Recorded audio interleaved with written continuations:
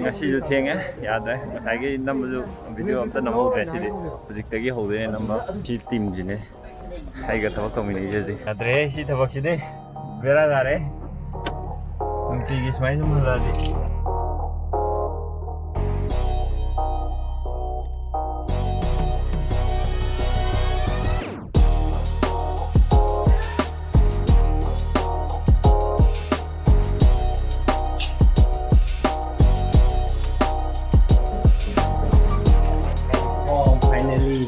Totally, yeah. Salami, I know. Thank you, coffee. Never. Oh, Simo, I do walk out of it. Mahani hole. Walk out hole, walk out over the kitchen in Panin Calevana. Walk out over the kitchen in Calevana.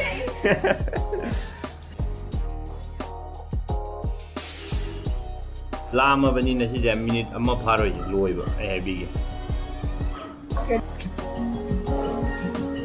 Anh sai tàu tàu có gì cái sao mà này đâu, anh nên dân như thế này, anh đâu lùi đi này đi, nhưng mà là cái mua quả cao tàu dù, ai đúng tàu ấy, giờ ready rồi đấy, à đâu thì coi set xin đấy đấy, camera person xin đấy, xin là coi camera person ní, xin là coi setup ní, mà anh tàu có gì photo shot ama tàu đấy ní, coi gì family photo, action xin là director.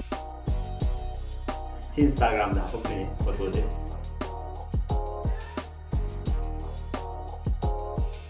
One, two, three. Asal zoom dah high, asal video dah. Ado ma'am, nasi thabak wana chatre hale. Ado wa jing dang yam theng sakha tu ado video je. Hai em tu nam hodre. Ano smile na photo shot matik tau bai ju. Pangat hape me ado video je. Nungai dura khang de. The ma'am enjoy Torga, Nungai, and Nungai heavy for the Tamui Pele, the Shingland Tamui Pele. Thank you so much. Masam Zakiri. Yes, very nice. Masam Koi, my had already Masam Koi visit. Good night, ma'am. Ma'am, like the participate to Biraga video, like the comment to Biraga, ma'am. Thank you so much. Like the comment, remember Hanbangam Zade, ma'am, do you want to know? Sido ay nag-comment to mo ay comment reply hanjarake kasay photos yung Instagram da upload to grab ni kay Sam Paten ay manipuri bracketa link shop sa mga ma'am follow to dribo aga di soy na follow to biro. Good night. Ano biyare ma'am kana ano biyar tumme ay ano biyar tumme je smain tum gi je hogalak po smain dum ne lem de je ano tumasin sam de tek pada hoy ano humari budi tek re.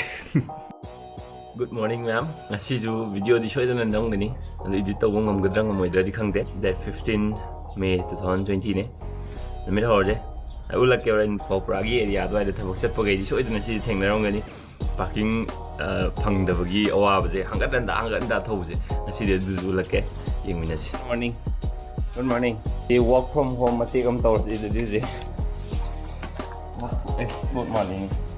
Ngasi je koi Mother informative mom na hai bai matung ina International Family Day ne haba aduna International Day of the Family ne hai ado koi family le re ai gi breakfast ha akhoi hrai nung dam Family Day celebrate to na ba sida ko pong na porong sembiri nga sembai thabak sima ko pong ni ai ma su ko bre do happy kari Kau nak nana le, kau ibu siapa sih bu? chị ăn cần lấy nè ăn cần lấy nè tum mà tập phát quay tum thế nào à đúng rồi mà anh không được đấy真的难的，这个基础我不知道把它变成 YouTube。现在人看这个难。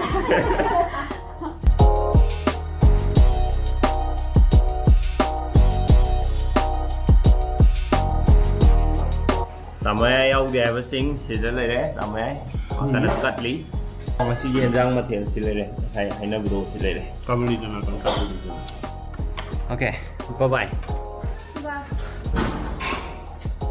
selalu gigi em lalu kan lampi tak pula ke ok bye bye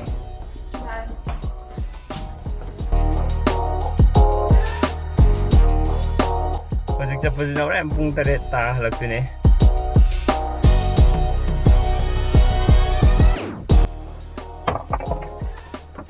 Sao đấy?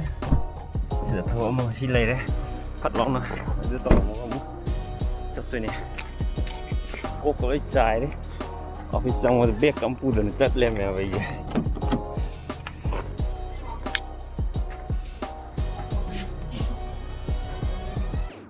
Quay từ ngày tới trong một phần chỉ lôi xe liền thôi, phù đến gì hay là rồi đấy.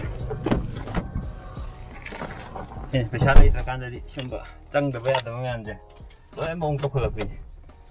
Phải sát đây ta can tôi lột phăng cái can gì ra bà, về hết đau nông chỗ. Overbridge udah apa gì đâu mà em làm này ai chụp cái này overbridge thâu đâu ạ, overbridge mà tắc đây overview này gì chứ.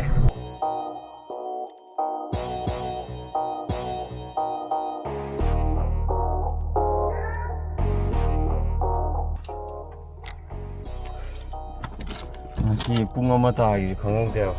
그렇죠. ai xin mà phong minh gì đây này vậy nè parking cái hào đó, xin mà phong gì đó parking thì phải lùi chứ, ngăn là lâu rồi vẫn phải vậy, nó từ điều hơi gì mình là gì, cái đào ya vẫn lấy có, hack mi ai nè thầu chân cái đầu đó mi mà sắp ăn thuốc thì vậy đi đào em nhà đấy, à đó dịch đào ya vào căng của đây chứ sinh được đó, thằng này ôi chính đào ya đó chính xin đâm lên. Vâng, chị ấy là video nào thì không biết mình direct parking phòng ấy. Thank you. Semai na dum ti video na video da yangan ge hai dai parking ngai le ram no. Che ko ni cha ri ngi gi. Ba ko ni jana. Che mom kan ni han du ji. Apoi office na tau ro na hai re. Aduna apoi office na chala ni ko si team je. Na mamming ida 100 do apoi office gi amu horen lo thabak loi de bo ke dum lei doi ne. Sa sari ngi da ngasi di halle.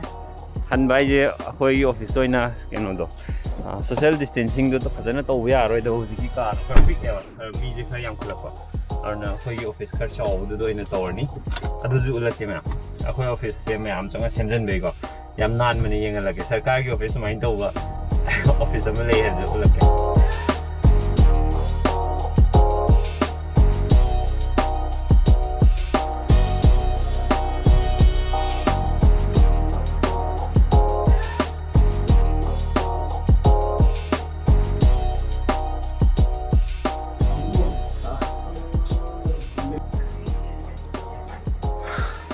맞아요. 꽁맘맘에.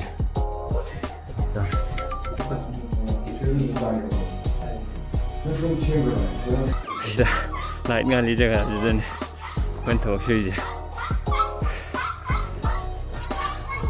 꽁맘에 아이 농식 기다 짜게나 돌레이. 아도 저기 커피시 가면 제. 야, 파다는 난 메네바. 아도 거의 오피스에 타박 떠이고 거의 맘나.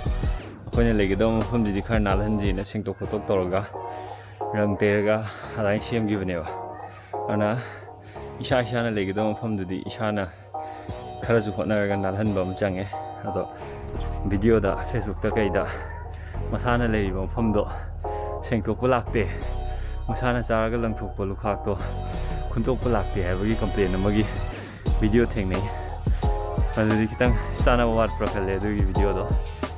Khai sana su to tâm je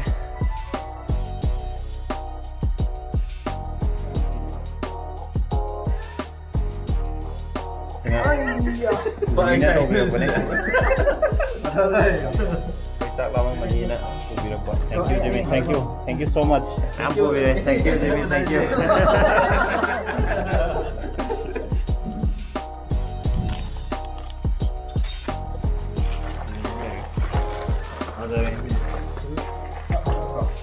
all credit to Jimmy Aki Jimmy sila ngarang like ta khai kun pa sila thank you matang này sila kasi yung team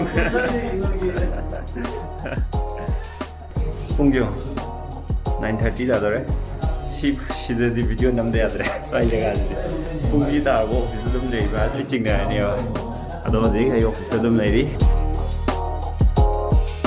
Pungji ngani pung 10:58 ado loi di rồi đấy chúng ta mà tự ta sẽ lấy lôi rồi tìm mắm đây mà sai lôi rồi xong rồi đó lôi đi lấy đi après कोई party lôi đấy gì final compiling tàu đi dịch hẹn âm mà tự nhiên ngã lật tàu kita ngay đấy dịch rất sana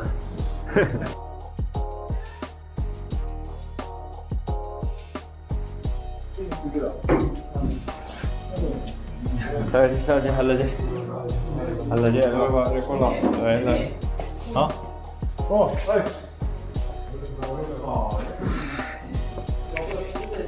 nhưng mà lập với thầy mình chưa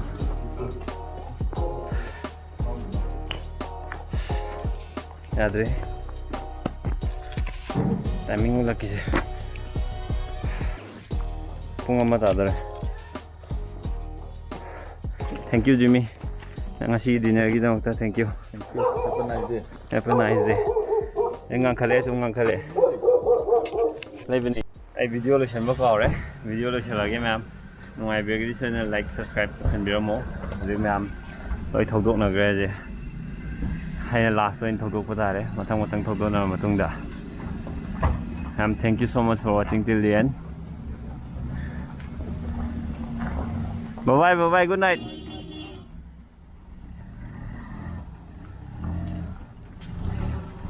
oi tak pan ni lang do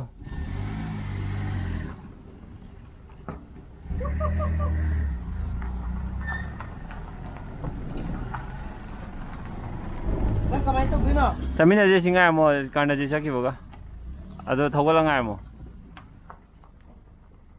ada mai kai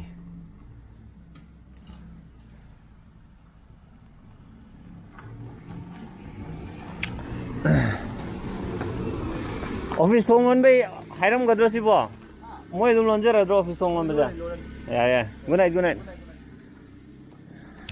pare ma'am bye bye